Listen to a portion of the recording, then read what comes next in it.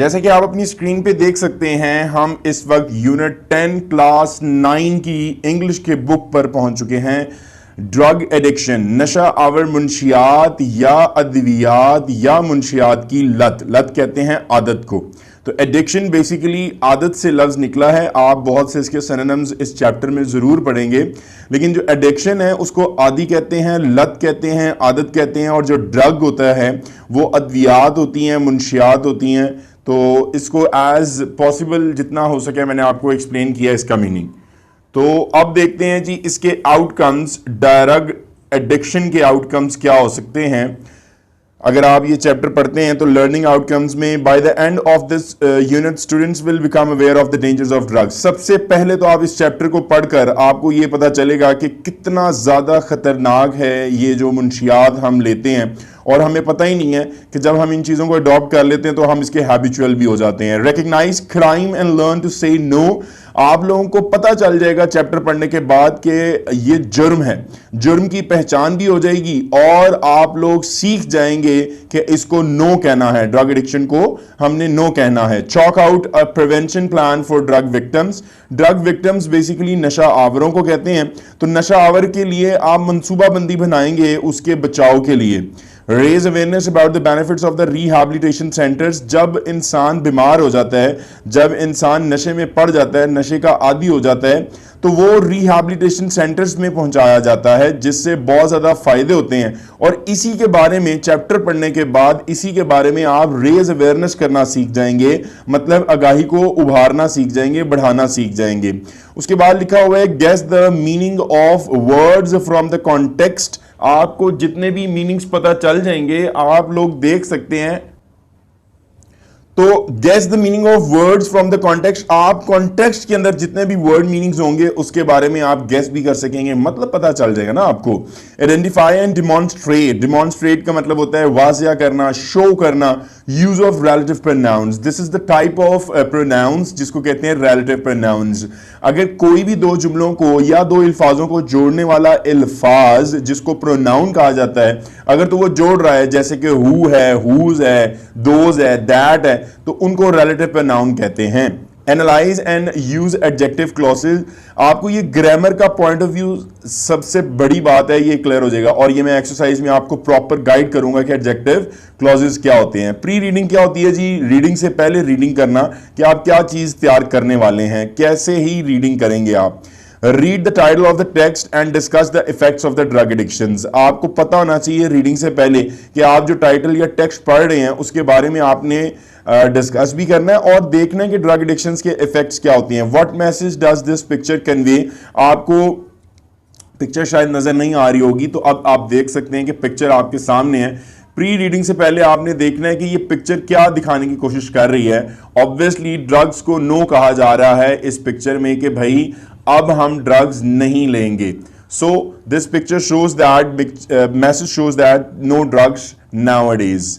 ठीक है, ना वाइन है, ना आप टोबैको लेंगे, ना सिगरेट पिएंगे, ना ही ये जो गोलियां हैं जो मतलब ज़्यादा तादाद में लोग लेने लग जाते हैं, कैप्सूल है नशे के, वो भी नहीं लेंगे। How can you help a drug addict lead a normal life again. आप किस तरह से एक जो नशावर है उसको दोबारा से नॉर्मल ज़िंदगी गुजारने पर आमादा कर सकते हैं। ये सारी चीज़ें आप इस चैप्टर में पढ़ेंगे। So let's move on the exercise first page, that is 107 drug addictions। मैं आपको इस चैप्टर के स्टार्ट में ही बता दूं कि ये one of the most important chapter है। And the second thing is that कि जितनी भी ग्रामर के अंदर चीज़ें होंगी एक्सरसाइज में मौजूद होंगी या आपके एक्सरसाइज में ग्लॉसरी मौजूद होगी, ये तमाम चीज़ें आपके किसी भी पाकिस्तान के बोर्ड के लिए बहुत ज़्यादा इंपॉर्टेंट है। तो काइंडली आप एज सून एज पॉसिबल इन चीज़ों पर फोकस करें। और सबसे ज़्यादा हर वीडियो में मैंने आपसे कहा हुआ है कि आप काइंडली अपने पास पेन डाउन करने के लिए रजिस्टर रखा करें, ताकि मैं जब आपको बताऊं कि that thing is very important for your board तो आप फौरन लिख लिया करें। क्योंकि एक्सरसाइज में तो बहुत सी चीज़ें होती हैं, करनी तो सभी प्रिपेयर होती हैं, but one of the most important things मैं आपको बताता हूँ चैप्टर्स की, तो वो आप लोग पेन डाउन कर लिया करें, लिख लिया करें। So let's talk about the theme of the drug addiction unit 10 Class 9. The theme revolves around harmful effects of drug addictions. आप थीम अगर इस चैप्टर की पढ़ना चाहें तो वो किसके गिर्द घूम रही है जी? आप ड्रग एडिक्शन, जो भी नशा आवर अद्वियात के असरात हैं वो बहुत ज़्यादा ख़तरनाक हैं। ये सारा चैप्टर इसी से भरा हुआ है। It also refers to the importance of the rehabilitation centers in treating drug addicts. ये चैप्टर आपको ये भी ज़रूर बताएगा कि कितनी ज़्यादा अहमियत है रिहेबिलिटेशन सेंटर्स की, कि वो नशा आवरों को इलाज करने के लिए रिहेबिलिटेशन सेंटर्स की बहुत ज़्यादा अहमियत है। और ये जो चैप्टर की थीम है, it highlights the vital role that controlling plays and making people live a healthy life. वो ये भी बताता है कि इस चैप्टर को अगर आप पढ़ लेंगे, इसकी मेन थीम ये कहती है, हाईलाइट शोज करती है, वाजिया करती है अहम किरदार कि जी मशवरा बहुत ज़्यादा अहम किरदार अदा करता है लोगों को एक सेहतयाब जिंदगी जीने के लिए। अब नीचे ग्लॉसरी लिखी हुई है, क्यों ना हम इसको साथ ही डिस्कस कर लेते हैं। One of the very important things for the boards, तो काइंडली आप रजिस्टर्स और पेन को फॉलो अप दें। तो मैं इंशाल्लाह आपको अभी इसी वक्त बताऊंगा कि what is very important for your board and what is not, but we just have to go through whole the exercises. ये चीज़ याद रखिएगा। एब्सोल्यूट कहते हैं जी मुकम्मल को, which is complete in English, और परफेक्ट मुकम्मल को कहते हैं। तो ये बोर्ड में आपको एज एन सिनोनिम पूछ सकता है, करेक्ट मीनिंग्स पूछ सकता है, जी बताएं क्या इसका बन सकता है। उसके बाद इन्फ्लुएंस कहते हैं जी असरअंदाज होने को, हैव इफेक्ट अपॉन, मतलब जब असर होता है। Taboo, one of the most important glossary word which has been coming from around 3 to 4 years in your synonyms part. कोई 4 से 2 मरतबा ये आ चुका है, तो आपने इसको याद रखना है कि जी टैबू का मतलब होता है फॉरबिडन, मना करना, इनकार करना। क्यूरेटिव ये भी बोर्ड में आ चुका है, इसे कहते हैं जी हीलिंग, मतलब भरना। रिहैबिलिटेशन रिकवरी को कहते हैं। रिलैप्स, करेक्ट द स्पेलिंग्स में आ चुका है, इसका मतलब होता है गो बैक टू, वापस या वापसी। उसके बाद नीचे अगर आप देखें तो ओरल एक्टिविटी लिखी हुई है। If I can just clear the screen, yes now it is clear. Oral activity क्या होता है जी? Drug addiction is a growing problem in Pakistan. आपके सामने है कि नशावर अद्वियात जो हैं वो कितनी ज़्यादा आम हो गई हैं पाकिस्तान के अंदर। हर साल बहुत से नौजवान लोग जो हैं फॉल विक्टिम, शिकार होते हैं इन जैसी खतरनाक मसाइल का। Make a groups and chalk out prevention plan against drug addiction, prepare a class presentation और प्रिवेंशन प्लान। अच्छा, ये चीज़ें बहुत ज़्यादा मैटर करती हैं। अगर आप क्लास में इन स्टेटमेंट्स पर और इन ओरल एक्टिविटीज़ पर फोकस करें ना, यकीन माने एक तो आपकी क्रिएटिव राइटिंग, एक आपका लेवल ऑफ द कॉन्फिडेंस बहुत ज़्यादा इंक्रीज होता है। अब उन्होंने कहा है कि अगर आपके अंदर थोड़ी सी भी काबिलियत है, अगर आप अपने आप को काबिल समझते हैं, तो आप क्यों ना इस चीज़ को प्रेजेंट करें, ड्रग एडिक्शन को प्रेजेंट करें और लोगों को बताएं कि जी क्या प्रिवेंशन प्लान्स हो सकते हैं अगर आप ड्रग्स से बचना चाहते हैं और हमें इसके खिलाफ क्या मंसूबाबंदी करनी चाहिए। Discuss in class how can awareness be raised among the people. और आप अपनी क्लास की प्रेजेंटेशन में भी डिस्कस कर सकते हैं, बता सकते हैं, और वैसे भी डिस्कशन कर सकते हैं कि लोगों को किस तरह से आगाही में उभारना है, बताना है लोगों को कि रिहेबिलिटेशन सेंटर्स भी होते हैं कुछ, और जो है हमारे पाकिस्तान में भी हैं, और ये बहुत ज़्यादा फ़ायदा पहुंचाते हैं नशावरों को, ताकि ये गली गली और ये जो चौक के या पुलों के नीचे बैठ जाते हैं, तो इसमें ये बेहतर एक जगह है जहां पर इनका ज़्यादा अच्छा ख्याल रखा जा सकता है। अब नीचे जो पैगाम है वो टीचर्स के लिए भी दिया हुआ है कि आप अपने स्टूडेंट्स को हार्मफुल इफेक्ट्स ड्रग एडिक्शन के जरूर गाइड करें, एक्सप्लेन करें, वजाहत करें। How can it damage human health and life, ये किस तरह से इंसानी सेहत और इंसानी जिंदगी को नुकसान पहुंचा रहा है। Make students aware of their civic responsibility. जब आप ये चैप्टर पढ़ते हैं तब आपको भी पता चल जाएगा कि सिविक रिस्पॉन्सिबिलिटी क्या होती है। अगर आपको नहीं पता तो अपने टीचर से पूछें, वो आपको जरूर बताएंगे कि शहरी जिम्मेदारी क्या होती है। उसके बारे में टीचर को अवेयर करने की जरूरत है स्टूडेंट्स को। To tackle and rehabilitate the drug addict, मतलब आप टैकल मतलब संभालें, रिहैबिलिटेट उसको रिकवर करें, उसको सेहतयाब करें जो कि एक नशा आवर है। ले जी, सबसे कॉमन चीज हर चैप्टर्स के अंदर आ गई है आपके सामने, comprehension. Page number 108, drug addiction 10th chapter की कॉम्प्रीहेंशन की बात करें। मैं हमेशा बच्चों को समझाता हूं कि कॉम्प्रीहेंशन एक्चुअली तफहीम इबारत को कहते हैं। तफहीम इबारत क्या चीज होती है? एक पैराग्राफ होता है और उस पैराग्राफ के बाद आपको सवाल दिए गए होते हैं, उसी पैराग्राफ के अंदर से आपने सवाल के जवाब लिखने होते हैं, जैसे कि आपके सामने लिखे हुए हैं। तो कॉम्प्रीहेंशन में लिखा हुआ है जी exercise a answer the following questions. जैसा कि आप देख सकते हैं I have drawn 2 lines under the question number 1 and question number 2। That means कि ये दोनों क्वेश्चन इतने कॉमन है, इतनी बार बोर्ड में आ चुके हैं, बच्चों को तो पता ही नहीं है। बच्चों को बताना हमने है कि भाई इन क्वेश्चंस पर फोकस करें। ये एक दो लाइंस के आंसर्स हैं। तो अगर इन मतलब कोई भी बच्चा अगर इसको फॉलो करता है तो आप देखेंगे कि ये 2 क्वेश्चंस कितने कॉमन है और कितनी बार आपके बोर्ड एग्जाम्स में आए हुए हैं। So let's discuss about their answers. So you can see on your screen the answer of the first question. What are the causes of drug addiction? Drug addiction is caused by genetic and environmental factors. ये जो नशावर अद्वियात है या नशे की जो लत है ये कॉज्ड होती है जेनेटिक। आपकी ये जितनी भी जीनियाती, मतलब आप देख लें कि अगर आपके दादा अबू हैं या आपकी जीन्स में कोई भी फैमिली में बैकग्राउंड में कोई भी सिगरेट पीता है, तब आपकी जो है ड्रग एडिक्शन की आप वजूहात बनते हैं, वजह बनते हैं। या ये जो आपके माहौल में लोग कॉमन है, आकर सिगरेट लगाया और साथ ही शुरू हो गए, ये नहीं देखा कि साथ बड़ा खड़ा है छोटा खड़ा है, तो वो माहौल के अंदर जो अवामिल हो रहे हैं उसकी वजह से भी ड्रग एडिक्शंस होते हैं। So this was the one of the most important question, जैसे कि मैंने आपको बताया था। सेकंड क्वेश्चन भी इंपॉर्टेंट है, what are the effects of the drug addictions? क्या असरात होते हैं नशे की लत की वजह से? Long term use of drugs causes permanent mental and physical sickness.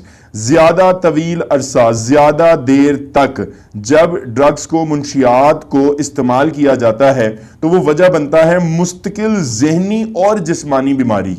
मतलब आप जितना ज्यादा इसको इस्तेमाल करेंगे, जितनी देर तक इस्तेमाल करेंगे, याद रखिएगा यह आपके दिमागी और जिस्मानी बीमारी की वजह बन जाएगा।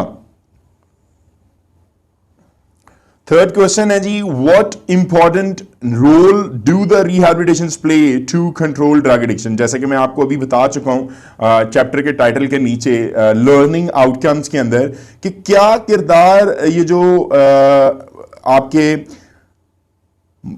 बहाली के मराकज अदा करते हैं ड्रग एडिक्शन को कंट्रोल करने में। ठीक है, मैं रिहैबिलिटेशन सेंटर्स के मतलब को जरा ब्रीफली पढ़ना चाह रहा था। तो रिहैबिलिटेशन का मतलब होता है बहाल करना, किसी चीज को बेहतर करना, ठीक करना। सेंटर्स जो होते हैं वो मराकज को कहते हैं। बहाली के मराकज क्या अहम किरदार अदा कर रहे हैं ड्रग एडिक्शन को काबू में पाने के लिए? तो अब हम इसके आंसर पे चलते हैं। So the third question answer is here you can just see that the rehabilitation centers जो हैं वो इसलिए अहम किरदार अदा करते हैं ड्रग एडिक्शन को कंट्रोल करने के लिए by providing the addicts proper guidance। उस रिहैबिलिटेशन सेंटर्स के अंदर क्या होता है कि जो नशावर होते हैं उनको प्रॉपर गाइडेंस दी जाती है, उनकी मुकम्मल रहनुमाई की जाती है, प्लस उनका ट्रीटमेंट एहतजाज भी बहुत बेहतर किया जाता है।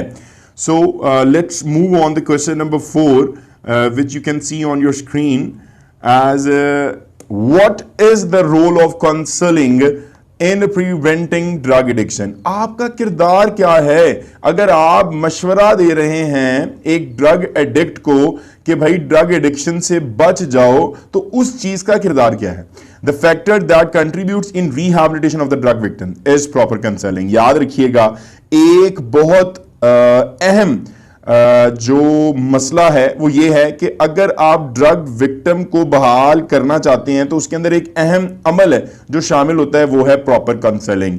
जब तक आप उसको मुकम्मल तौर पर मशवरा देते रहेंगे, याद रखिएगा वो बेहतर रहेगा। और जितनी जल्दी ये हो जाए उतना ही नशा आवर के लिए बेहतर है। The sooner it is done, जितना जल्द ये कर लिया जाए the better is for the victim, ये उतना ही नशा आवर के लिए बेहतर है।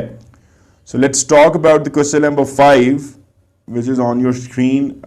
It's like, I think so. It's yes. Now it's better. तो 5वें सवाल पर अगर हम जाते हैं तो why do families feel reluctant to the drug victims to drug rehabilitation centers?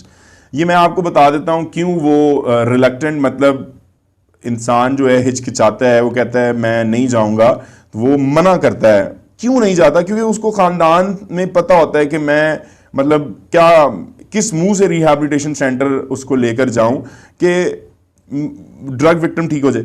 अब वो इसलिए नहीं लेके जाता क्योंकि उसको लगता है कि वो खानदान से बाहर निकाल दिया जाएगा। So let's read the answer. Because of fear being outcast the families, देखा क्योंकि डर होता है उसको कि वो खानदान से निकाला ना जाए, of the drug victim feel reluctant to take them to drug rehabilitation center. वो खानदान का एक फर्द ही होता है, लेकिन वो जब नशे में लथपथ हो जाता है तो वो जो उसका फैमिली मेंबर होता है वो कहता है कि यार मैं किस तरह ले जाऊं, मेरे खानदान वाले मुझे भी उसके साथ बाहर निकाल देंगे अगर उन्हें पता चल गया कि मैं इसको सेहत के बहाली के मराकज में ले गया हूं। So this is why they feel reluctant and they just don't move to the rehabilitation centres.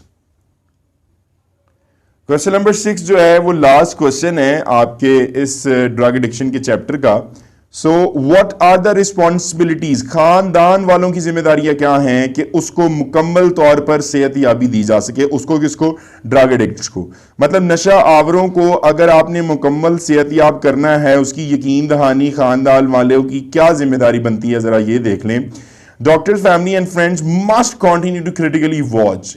ये जो डॉक्टर्स हैं, खानदान वाले हैं और जो दोस्त हैं, इनको लगातार मुसलसल कड़ी नजर रखनी चाहिए ड्रग विक्टिम पर, और उसको विक्टिम को काउंसल भी करना चाहिए, मतलब उसकी काउंसलिंग जारी रखनी चाहिए, मशवरा देते रहना चाहिए for better motivation and adjustment. उसको बेहतर तरगीब देनी चाहिए और मोटिवेशन, उसको मतलब हौसला देना चाहिए, बेहतर हौसला और उसकी तरगीब देनी चाहिए ताकि वो आने वाले वक्त में दोबारा से ड्रग एडिक्शन को अडॉप्ट ना कर ले, ड्रग्स को अडॉप्ट ना कर ले। सेम कॉम्प्रीहेंशन वाला पेज है, उसके नीचे एक आपको हेडिंग मिलेगी कॉम्प्रीहेंशन से नीचे, वोकैबुलरी। इसके अंदर उसने कहा जी एक्सरसाइज ए में guess the meaning of the following words from the text. आपने टेक्स्ट पढ़ी हुई है, उसमें से आपने ये सारे मीनिंग्स गेस करने। Write the meaning in the middle column, आपने इस मिडिल कॉलम में जो है मीनिंग्स लिखने हैं। Confirm the meaning by using the, आपको जो मीनिंग्स लगते हैं आप इसके कॉलम दरमियान कॉलम में लिखेंगे, और जो आप देखेंगे जी आपने गेस मीनिंग कर ली है, उसके बाद आप कंफर्मेशन के लिए डिक्शनरी मीनिंग भी सामने लिखेंगे। तो पहले तो हम लॉन्ग टर्म का मीनिंग देखते हैं, कॉन्टेक्चुअल क्या बनता है, that will last over a long period of time. क्योंकि अगर आप एक ड्रग को इस्तेमाल करते हैं तो वो काफी देर तक इस्तेमाल करना पड़ता है या उसका असर रहता है। और अगर हम डिक्शनरी मीनिंग की डिस्कशन करें तो लिखा हुआ है that will last over a long period of time, जो तवील अरसे तक कायम रहे। डिपेंडेंस तो मुनहसर को कहते हैं, इन्हिसार को कहते हैं। स्टेज ऑफ डिपेंडिंग, तो स्टेज ऑफ डिपेंडिंग का मतलब होता है किसी भी ऐसी स्टेज पर रहना कि आप उस पर मुनहसर कर रहे हैं, और इसका dictionary meaning stage of depending है। पेयर मतलब आपको डिक्शनरी से मुराद है कि इसको उर्दू में आपको पता होना चाहिए मीनिंग क्या है। पेयर का मतलब होता है जी लुक इनटू, झांकना, और लुक इनटू झांकना इसका डिक्शनरी मीनिंग भी है। अगर आप आउटकास्ट की बात कर लें तो आउटकास्ट का मतलब होता है कि आप फ्रेंडलेस पर्सन, जिसका कोई दोस्त ना हो, और डिक्शनरी में भी देख लेंगे तो आपको इसका मतलब यही नजर आएगा। अगर आप रैपिड की बात करते हैं तो रैपिड का मतलब भी बहुत ज्यादा तेजी लिखा हुआ है, या तेज या स्विफ्ट लिखा हुआ है, तो इसका मतलब हुआ कि जी डिक्शनरी में भी तेजी है और इसका कॉन्टेक्चुअल मतलब भी बहुत तेज है।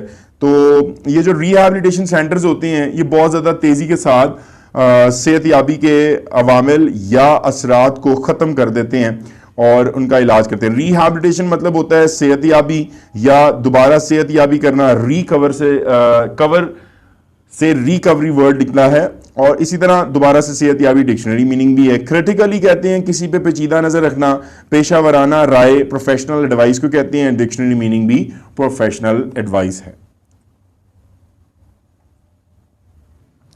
सो पेज नंबर 109 की बात करें तो we can just see on the screen that there is a new part जिसको ग्रामर कहते हैं।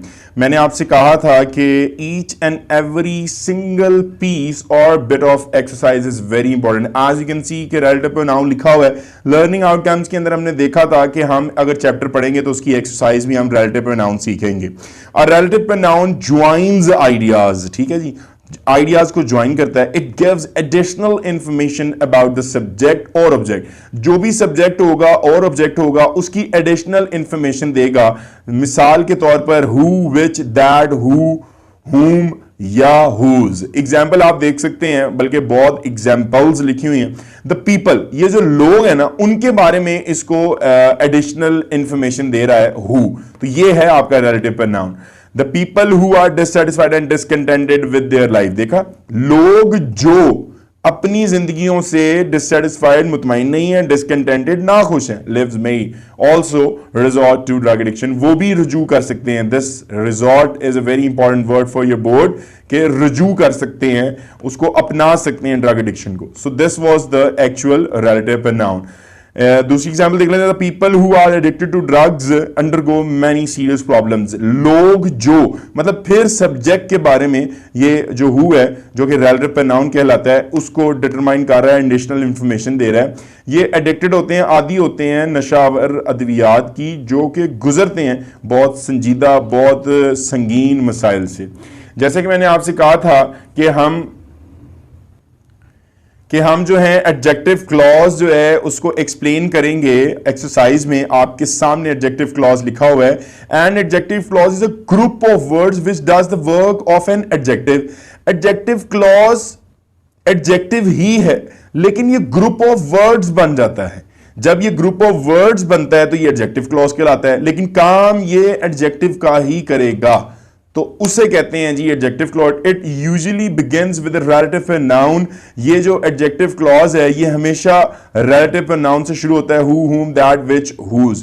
तो इसके बाद आप इसकी एक्सरसाइज करेंगे जो कि बहुत ज्यादा इजी है, after having concepts of the definitions. So now let's talk about the exercise A. Use who, whom, that, which, whose in the following sentences. आपके ये मुख्तलिफ से सेंटेंसेस दिए हुए हैं। अभी आप लोगों ने एडजेक्टिव क्लॉज और रिलेटिव प्रोनाउन पढ़ा है, उन सारे हेल्पिंग वर्ब्स को आप लोगों ने एडजेक्टिव क्लॉज को इसमें डालना है, या रिलेटिव प्रोनाउन को। अगर वो एज ए एडजेक्टिव काम कर रहा है तो आप एडजेक्टिव डालेंगे, और अगर वो रिलेटिव प्रोनाउन के तौर पर काम कर रहा है तो आप रिलेटिव प्रोनाउन उसमें इनपुट करेंगे। So by this I have just solve them. The first sentence, these are the color pencils which I want to buy. I know the woman whose child was hurt. The old lady whom we met in the shop was Amina's grandmother. This is the girl who stood first in the class. Shazia likes the candies that her father brought from the market. Anwar, whom no one listened to, was right. तो ये तमाम आप लोगों को हमने relative pronoun put कर दिए हैं। अगर एक्सरसाइज बी पर देखें तो लिखा हुआ है जी use the following relative pronouns in sentences. मुख्तलिफ से उसने रिलेटिव प्रोनाउंस दिए हैं, आपने इनके अब जुमले बनाने हैं। So let's talk about the first sentence, that is who. तो हु का जुमला क्या बन सकता है? The girl who is wearing a green dress is my sister. ठीक है जी, तो आपने हु का सेंटेंस बना दिया और इसका मतलब भी लिखा हुआ है, आप देख सकते हैं, जो। सेकेंड रिलेटिव प्रोनाउन है जी विच, जिसको कहते हैं जो के। The river Ravi which is in Lahore is dry now. तो हम विच को यहां पर as a relative pronoun use कर चुके हैं। दैट को भी जो कहते हैं। Aslam likes the mangoes that her father brought from the market. तो दैट यहां पर जो का काम कर रहा है और रिलेटिव प्रोनाउन कहलाता है whom। Shahid is the boy whom I met on the bus। Shahid वो लड़का है जिसको मैं बस पर मिला। तो ये देखे whom, जिसको, इसका मतलब यहां पर फिट हो गया। और ये भी relative pronoun है, whose, जिसकी। This is the table whose top was changed। ये वो मेज है जिसका जो ऊपर वाला था वो बदल दिया गया है। तो जिसका या जिसकी, उसको आप क्या कहते हैं? whose कहते हैं। ये भी relative pronoun है। So now we are on page 110 and as you all know that we are doing unit 10 drug addiction। तो अब 110 पेज पर अभी हमने एडजेक्टिव क्लॉज की डेफिनेशन पढ़ी है। तो अंडरलाइन करने हमने adjective clause in the following sentence also encircle the pronounce. अच्छा, इसमें एक चीज है कि आपने रिलेटिव प्रोनाउन को भी अंडरलाइन करना है और एडजेक्टिव क्लॉजेस को भी अंडरलाइन करना है। तो अगर मैं देखूं तो उसने अंडरलाइन कहा है एडजेक्टिव क्लॉज को, तो सबसे पहले हम एडजेक्टिव क्लॉज को अंडरलाइन कर लेते हैं। जैसा कि आप देख सकते हैं कि जो adjective group of words adjective का बिहेव कर रहे हो उसको आप एडजेक्टिव क्लॉजेस कहेंगे। He tells a tale that sounds untrue. तो ये जो कहानी है नाउन है, नाउन के बारे में साउंड्स अनट्रू मतलब एडिशन हो रही है। एडजेक्टिव का जो डेफिनेशन है एक्चुअल वो यही है कि नाउन के बारे में अगर इंफॉर्मेशन ज्यादा होती है तो उसको आप एडजेक्टिव कहते हैं। तो एडजेक्टिव क्लॉज किसे कहते हैं? A group of words which are acting like a adjective is known as adjective clauses. तो साउंड्स अनट्रू जो है वो एडजेक्टिव क्लॉज है। People who eat too much, तो खाते भी पीपल है, खाते भी ज्यादा है और जल्दी मर भी जाते हैं। People who eat too much die early, तो लोग प्रोनाउन है, सॉरी नाउन है, नाउन के बारे में ज्यादा सारी इंफॉर्मेशन बताई जा रही है, तो दैट्स मीन ये सारा का सारा क्या है? एडजेक्टिव क्लॉज है। उसके बाद अगर आप देखें तो third sentence, I met the women whose son helped me, तो ये जो सन है ये वुमेन का है जिसने उसकी मदद की है, तो ये आपका एडजेक्टिव क्लॉज है। He is the man whom we all respect, तो ये वो शख्स है जिसकी हम तमाम जो है इज्जत करते हैं, तो ये सारे एडजेक्टिव क्लॉजेस में अंडरलाइन करी जा रहा हूं। I have work which I must do, I must do, ठीक है, तो ये आपके एडजेक्टिव क्लॉज हो गए। और जो भी आपने देखा होगा दो जुमलों को आपस में जोड़ने वाला प्रोनाउन जो है उसको हम अगर सर्कल कर रहे हैं, दैट्स मीन कि ये सब के सब क्या हैं? आपके प्रोनाउंस हैं, और वो भी relative pronoun, that, who, whose, whom, which, ये सब के सब क्या है? आपके रिलेटिव प्रोनाउन। और अगर हम बात करें अब नेक्स्ट क्वेश्चन की, तो उसने लिखा हुआ है राइट सूटेबल एडजेक्टिव क्लॉजेस, मतलब सेम टॉपिक है तो आपने कंफ्यूज नहीं होना। सूटेबल एडजेक्टिव क्लॉजेस लगाने हैं इन 5 सेंटेंसेस में, ठीक है जी। अगर हम देखें तो वेयर इज द बुक, इसके साथ क्या लग सकता है? तो just give me a second, मैं इसके साथ सब लगाकर आपको समझाता हूं। So as you can see that I have solved the all 5 sentences. Where is the book? Which यहां पर relative pronoun है। I bought yesterday, तो ये जो book के बारे में आप दोबारा से लिख रहे हैं ये आपके adjective clauses हैं जो कि हमने suitable adjective clauses in fill in the blanks में लगाने थे। Any student who relative pronoun comes late, ये है आपका adjective clause। The umbrella which relative pronoun is very beautiful, ये आपका adjective clause is mine। That is the girl who adjective आपका जो है relative pronoun stole my book, adjective clause। Whereas the man who relative pronoun I want to see, ये आपका adjective clause। So the next question is, which is question number, you can just say exercise E, pick out 3 passive sentences from the lesson, change these sentences into the active voice। ये बहुत मजेदार topic है और इसको मैं पहले ही GS academy YouTube channel पर explain कर चुका हूं, तो उम्मीद है कि आप लोगों को ये समझ में आएगा। अगर नहीं आता तो आप active passive GS academy YouTube channel पर पूरा टॉपिक 2 वीडियोस में क्लियर कर सकते हैं और किसी को भी 1% भी कंफ्यूजन एक्टिव वॉइस में या पैसिव वॉइस में नहीं रहेगी। So let's discuss the active and passive voices। अगर हम देखें तो drug addiction and alcoholism are caused both by genetic and environmental factors। तो अगर हम इसको चेंज करते हैं एक्टिव वॉइस को पैसिव वॉइस में, both genetic and environmental factors cause drug addiction and alcoholism। These factors can be supplemented by the environmental factors। तो आप देख रहे हैं कि ये पैसिव सेंटेंसेस को हम एक्टिव वॉइस में कैसे चेंज कर रहे हैं। तो जो भी आप बाय का इधर इंक्लूजन देख रहे हैं जुमलों में, ये सब के सब क्या हैं? Passive voice. These factors can be supplemented by the environmental factors, ये आपका पैसिव वॉइस था, इसको एक्टिव वॉइस में चेंज किया गया। Environmental factors can be supplement these factors. Complete medical support and guidance is provided to these people in these centers. These centers provide complete medical support and guidance to these people. So this all was passive voice to active voice. So let's talk about the page 110 and the last portion of unit 10 drug addiction writing skills। Summarize करना है जी आपने drug addiction को with the help of following map, mind map, आपने drug addiction को summarize करके इस map के मुताबिक लिखना है। जैसे कि आपने फैक्टर 1 लिखना है, वजह क्या है, फैक्टर 2 वजह क्या लिखनी है, असरात क्या है, और उसके बाद उसके सॉल्यूशंस क्या हैं।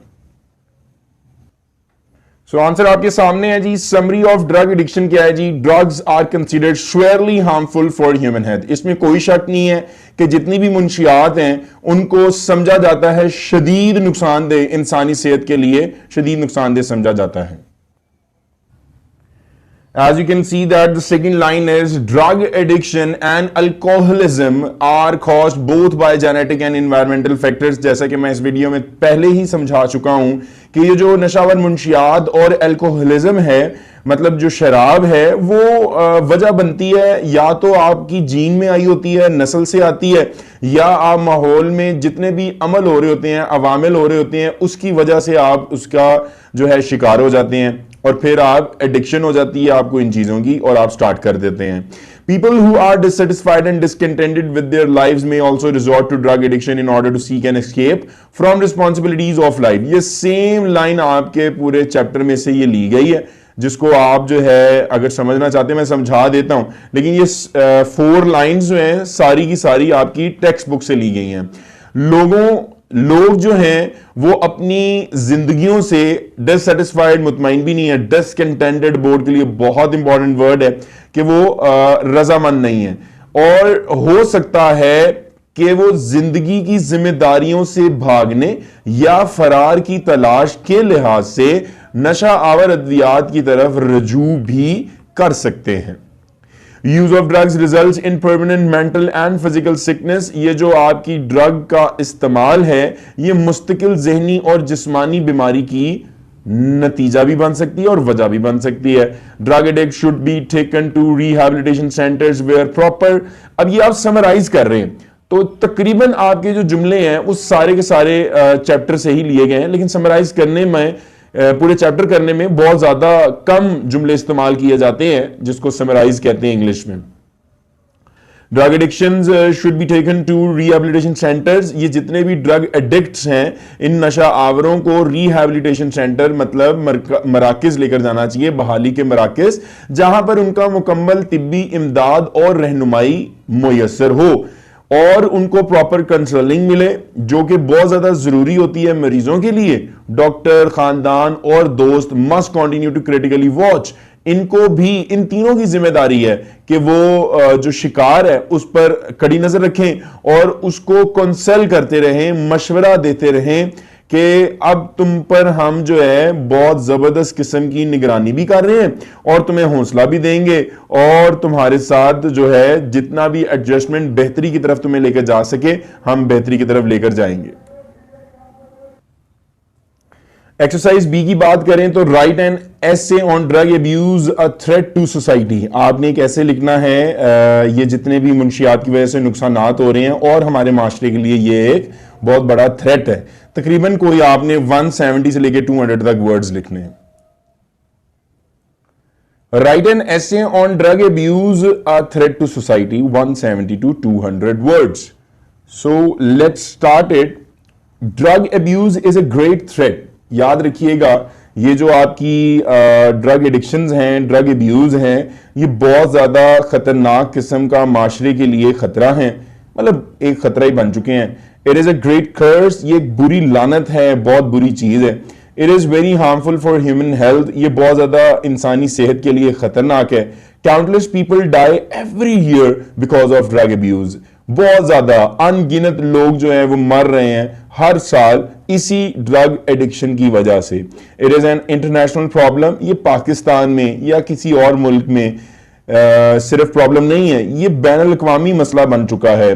People involved in this notorious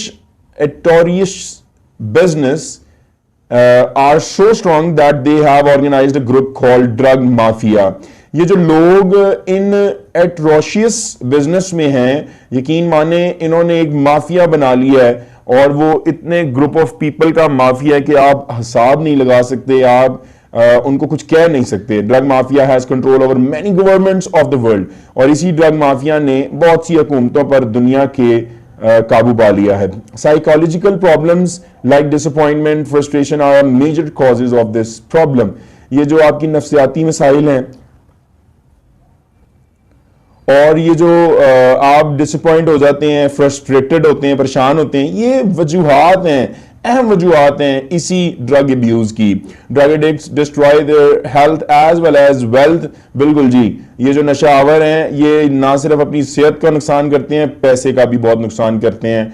the whole family suffers due to, if you can just see the last line, the whole family suffers due to drug addict. बिल्कुल इसी नशावर की वजह से पूरा खानदान जो है वो गुजर बसर कर रहा होता है। Drug addicts are a big burden on economy and national progress। ये बहुत बड़ा वजन है, बोझ है आपकी माशी और कौमी तरक्की पर। A lot of efforts and are needed to solve this serious problem। बहुत सी कोशिशों की जरूरत है कि वो अपने इस संजीदा संगीन मसले को हल कर सकें। द यूथ, ये जितने भी नौजवान हैं, ये जो हैं स्पोर्ट्स और गेम्स में अपने आप को अगर बिजी रखेंगे, शमूलियत रखेंगे, तो ये ज्यादा बेहतर है। We should not make a fun of drug addicts. हमें नशावरों का बिल्कुल भी मजाक नहीं उड़ाना चाहिए। वी शुड हेल्प देम, हमें उनकी मदद करनी चाहिए ताकि वो गेट रिड कर सके अपनी इस प्रॉब्लम से। Patience and forbearance play a great role. याद रखिएगा, सब्र और बर्दाश्त करना एक अहम किरदार अदा करता है bringing the addicts to the normal life again. अगर आप उन्हीं नशा आवरों को एक आम जिंदगी पर दोबारा लेकर आना चाहते हैं तो बड़ा अहम किरदार अदा करना पड़ेगा जी। आपको सब्र करना पड़ेगा और आपको बर्दाश्त करना पड़ेगा।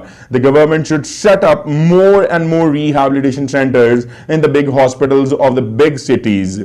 तो अब हुकूमत को क्या चाहिए कि बहुत मजीद और बहाली के मराकज बनाएं हस्पतालों में, और बड़े शहरों में बनाएं, बड़े हस्पतालों में बनाएं for the treatment and rehabilitation of the addicts, ताकि ये जितने भी नशा आवर हैं उनकी ट्रीटमेंट, इलाज भी किया जा सके, रिहैबिलिटेशन, और उनको बहाल भी किया जा सके।